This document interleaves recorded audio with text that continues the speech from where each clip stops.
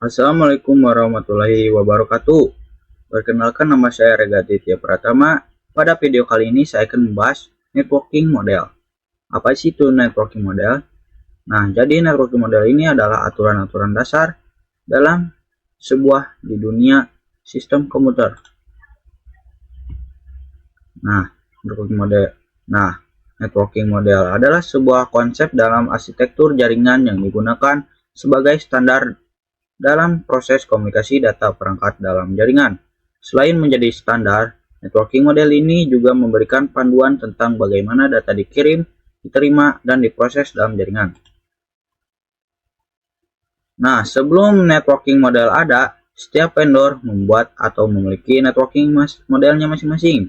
Karena setiap vendor memiliki networking model yang berbeda, maka komunikasi antar vendor sulit dilakukan. Jadi, usaha untuk membangun suatu jaringan komputer yang sangat besar itu sangat sulit. Nah, karena setiap vendor memiliki networking modelnya masing-masing, pasti setiap vendor itu memiliki aturan yang berbeda. Maka oleh karena itu, dibuatlah sebuah standar atau spesifikasi minimum oleh ISO atau juga International Organization for Standardization pada tahun 1984, yaitu dengan nama OSI yang diterbitkan oleh ISO atau juga bisa disebut OSI 7 Layer Model. Nah, di sini kita bisa lihat sebelum dan sesudah mengenal networking model. Nah, kita akan melihat yang sebelum mengenal networking model.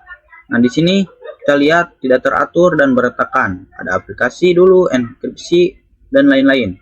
Mungkin di sini ada kemungkinan untuk saling bertabrakan data. Nah, ini akan sulit dimengerti dan diimplementasikan. Sedangkan yang sudah mengenal networking model itu tersusun rapi dan mudah dikelola karena tempat terstruktur. Setiap komponen memiliki bahasa yang sama untuk berkomunikasi. Nah, di sini ada pengenalan OSI layer. Nah, networking model itu ada dua, yaitu TCP atau IP dan OSI. Nah, networking sekarang menggunakan TCP atau IP model ini karena TCP atau IP lebih less formal dibanding OSI. Sebaliknya, karena OSI lebih kompleks, maka sering digunakan untuk kebutuhan edukasi. OSI model.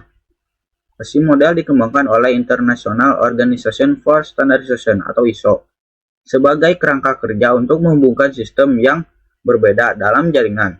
OSI model memecah proses komunikasi menjadi 7 lapisan dari fisik hingga aplikasi untuk memberikan standar komunikasi yang konsisten. TCP atau IP model atau juga Transmission Control Protocol atau Internet Protocol.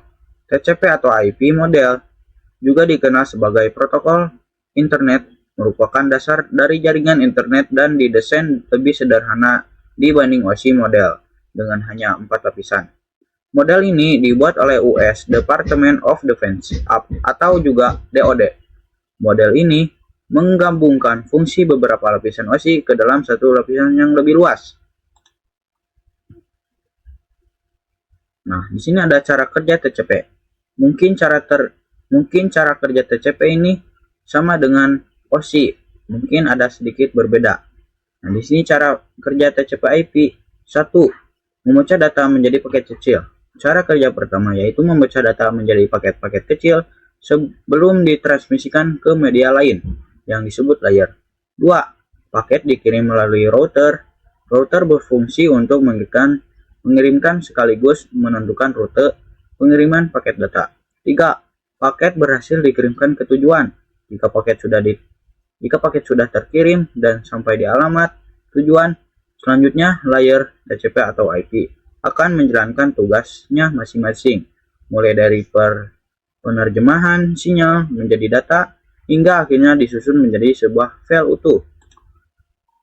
Nah, di sini ada OSI layer, TCP layer. Nah, di sini kita lihat ada 2 TCP, yang satu itu ada 4 layer, yang kedua itu ada 5 layer. Nah, di sini OSI sama TCP itu sama, tetapi si TCP ini menggabungkan beberapa layer. Seperti contoh di OS ini, application presentation session itu dipisah-pisah. Kalau di TCP ini, si application presentation session itu digabungkan menjadi satu layer, jadi application. Nah, pada COC dan TCP ini memiliki tahapan-tahapan. Nah, mulai dari COC ini ada dari physical, data link, network, transport, session, presentation, dan application. Mulai dari TCP ini ada link. Kalau di OC ini data link dan physical itu tidak disatukan. Kalau di TCP ini disatukan menjadi link. Nah, di sini ada internet, transport, dan application. Nah, kalau di TCP layer 5 ini data link dan physical itu dipisah. Di sini ada network, transport, dan application sama saja. Kita lanjut. Di sini ada struktur TCP IP model. Nah, di sini ada application layer melayani antarmuka untuk aplikasi atau perangkat lunak untuk berkomunikasi melalui jaringan. Nah, di sini ada protokol, contohnya itu HTTP, FTP, SMTP, dan lainnya. Nah, bisa dilihat di sini ada application layer. Misalnya si user ini mengetikkan www.com Canva. Nah, si browser ini akan merequest ke web server. Nah, si web server ini akan mencari requestan dari si user yang tadi diketikkan.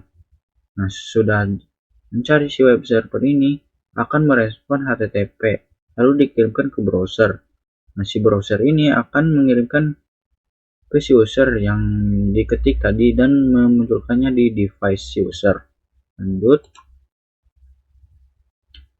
Nah, di sini ada transfer layer. Transfer layer itu mengatur pengiriman data dan memastikan keandalan komunikasi antar aplikasi pada host yang berbeda. Nah, di sini ada protokol utama, yaitu TCP dan UDP. Lanjut. Nah, di sini ada TCP atau Transmission Control Protocol. Nah, di sini TCP itu menggunakan koneksi. Data dikirim secara berurutan, mencegah data yang macet dan mempermudah dalam menemukan data memperbaiki kesalahan.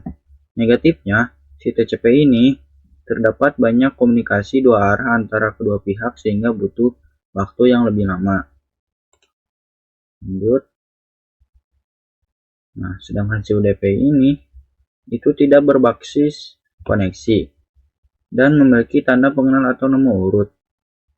Tetapi negatifnya tidak mengoreksi kesalahan pengiriman dan tidak peduli apabila paket hilang. Berbeda dengan si TCP itu. Nah, positifnya si UDP ini mengirim data jauh lebih cepat ketimbang si TCP tadi. Lanjut. Fungsi utama TCP IP model. Nah, TCP IP model ini lebih berfokus pada fungsionalitas dan efisiensi dibandingkan dengan OSI model dengan fungsi utama yaitu yang satu menyediakan standar komunikasi dalam jaringan internet. 2. Mengurangi kompleksitas dengan menggabungkan beberapa lapisan OSI. 3. Menyederhanakan protokol dengan hanya menggunakan 4 lapisan inti. Lanjut. Network layer. Nah, network layer atau lapisan jaringan merupakan proses di mana setiap perangkat komputer diberikan identitas berupa IP address. Pemberian IP address berperan sebagai alamat yang berguna untuk mengoneksikan sejumlah perangkat dalam jaringan. Selain itu, IP address juga dapat mencegah terjadinya kesalahan alamat ketika dilakukan pengiriman paket. Nah, untuk network layer hanya terdapat satu contoh, yaitu IP. Nah, IP menyediakan dua fitur yang sangat penting, yaitu addressing dan router, yang dimana berfungsi untuk menangani konektivitas dan pemilihan jalur. Setiap perangkat jaringan memerlukan alamat unik di jaringan. Nah, di sini ada gambar topologi. Nah, di sini juga ada beberapa router yang menghubungkan antara PC. Nah, fungsi router juga ini untuk menghubungkan antara PC. Cara menghubungkannya juga yaitu melalui jalur tercepat. Misal di sini ada visi 0, melalui switch 0, melalui router 1, router 2, router 5, router 6, switch 1, dan ke PC 1. Nah, jadi kegunaan NetLayer itu untuk menghubungkan jalur yang tercepat dan juga efisien untuk menghubungkan data. Kita lanjut. Nah, di sini ada data link dan physical layer. Data link mendefinisikan protokol yang dibutuhkan pada physical layer. Salah satu fitur pada data link layer ialah VCS atau juga frame check sequence. Nah, yaitu error detection mechanism. Hanya mendeteksi error tanpa recovery. Nah, di sini juga ada addressing. Yang digunakan pada data link layer adalah MAC address. Physical layer mendefinisikan cabling pada suatu jaringan komputer, mendefinisikan secara fisik apa yang digunakan untuk menghubungkan data antar device. Nah, di sini ada encapsulation dan decapsulation. Pada komputer pengirim terjadi proses pemecahan paket data menjadi paket yang lebih kecil dengan penamaan yang berbeda, sesuai dengan masing-masing layer. Setelah paket dipecah menjadi potongan yang lebih kecil, juga dilakukan proses pembungkusan paket data yang disebut dengan encapsulation. Nah, pada komputer penerima terjadi proses sebaliknya, yaitu proses pembukaan bungkusan paket yang diterima dari pengirim, yaitu decapsulation, dan proses pengubahan kembali pecahan-pecahan paket data menjadi paket-paket data yang utuh. Lanjut. Nah, di sini ada gambar encapsulation dan decapsulation. Nah, sebelum mengirim paket data ini akan dipecah menjadi bagian-bagian yang kecil di setiap layarnya.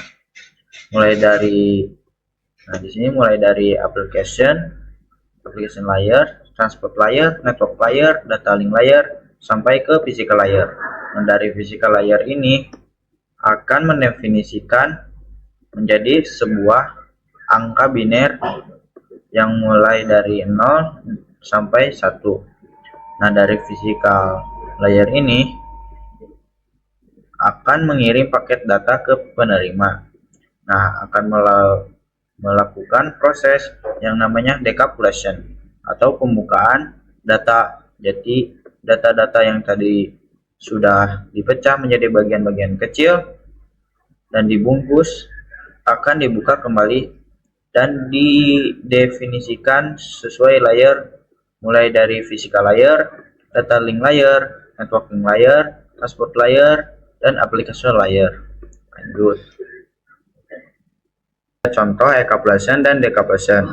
Nah, pada sender atau pengirim, nah pada setiap layar TCP ini akan menambahkan head untuk membantu pengiriman. Nah, proses ini yaitu dinamakan encapsulation. Nah, setelah sampai ke receiver, nah header itu akan dihapus sampai tersisa data-data asli. Nah, proses ini disebut decapsulation. Kita lanjut. Nah, di sini ada nama pesan pada TCP atau IP. Nah, pada pesan pada TCP ini nama datanya akan berubah sesuai layarnya. Nah, di sini transport layer berubah namanya menjadi segmen. Nah, network layer itu berubah jadi paket. Nah, data link itu berubah jadi frame. Nah, pada proses ini yaitu dinamakan encapsulation. Pembungkusan data dengan header di setiap layar jaringan agar bisa dikirim dari pengirim ke penerima. Sekian presentasi dari saya. Mohon maaf bila ada salah menjelaskan. Wassalamualaikum warahmatullahi wabarakatuh.